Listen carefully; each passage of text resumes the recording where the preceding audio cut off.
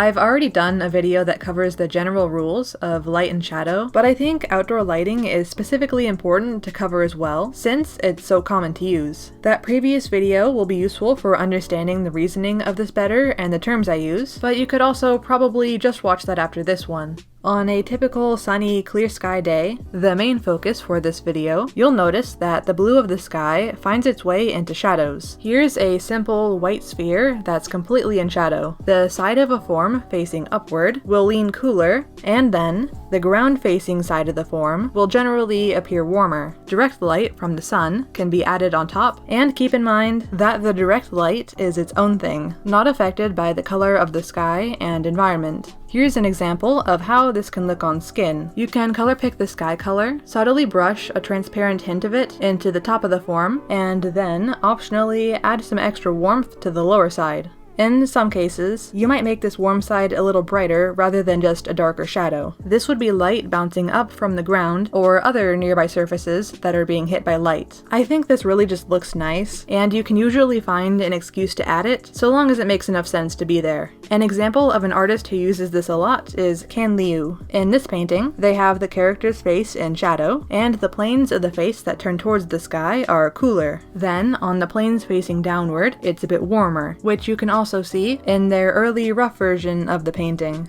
And in the most downward facing planes, like the bottom of the nose and just below the lip, the skin is the most warm and orangey, which looks really nice. It looks like in this case, the direct sunlight hitting the leg is bouncing up into those spots on the face, making them a bit brighter and warmer than the rest of the shadowed skin. You can look pretty much anywhere else on this character and see the same thing, such as on the jacket. Don't forget though again, this influence on the colors from the environment is all in shadow. The spots of direct light are doing their own thing. Like on the leg for example, in the shadow, it's cool on top, warm on bottom, but the direct light from the sun, being a much stronger light source than the ambience from the environment, overpowers everything else and is essentially just the color of sunlight mixed with the color of the skin. And repeating what I said in that other video, there should be no area in the shadow that is lighter than the direct light. Color picking from this quick portrait painting of mine, you can see that even the brightest parts of the shadow area, whether from the sky or bounce light from below, are still darker than the areas hit by direct sunlight. Skin is naturally warm in color, so in the case of skin, or other non-reflective warm-colored objects, if you color pick the cool side of the shadow, it should ideally be a dulled, grayer warm color, not all the way to actual blue. If the hue is in the cool color range, there's a good chance you overdid it, and should tone back the coolness a bit. The opposite goes for having a non-reflective, cool-colored object. The warmer areas should still be around the cool hue range. Making a cool color more gray makes it feel warmer, and making a warm color more gray makes it feel cooler, without overdoing it. Also worth mentioning is that if the cast shadow from this cube moves to this side, the warm brightness hitting that side of the object will change accordingly. Without light hitting the ground next to that spot to bounce up into the shadow, it instead gets darker farther down on the plane. On this cast shadow, you may see more blue from the sky the farther you get from the object casting it. Putting objects and characters in a cloudy day environment is, I'd say, a bit simpler and more straightforward. No direct light from the sun to worry about, only shadow. Now, the ambient light will have less warm and cool, and instead be much more just gray. Clouds don't block out all the light from the sky, and cloudy days can still be quite bright, so areas of shadow facing upward will catch some of that light and be a bit brighter. With this lighting, resist painting in shadows with hard edges. Since everything here is in shadow, the shading is soft and follows the form of the object. A clear night sky will similarly have no strong direct light from the sky, but you can lighten up some upward facing areas with cool moonlight, or maybe have a different source of light somewhere in the environment, like a fire, to add some more interesting color changes. Here's that video I mentioned that covers the main different types of light and shadow. If you're interested in digital painting, or painting in general, I really think this is the thing to learn, so I recommend checking it out if you haven't seen it yet. That'll be it for now. Thanks for watching!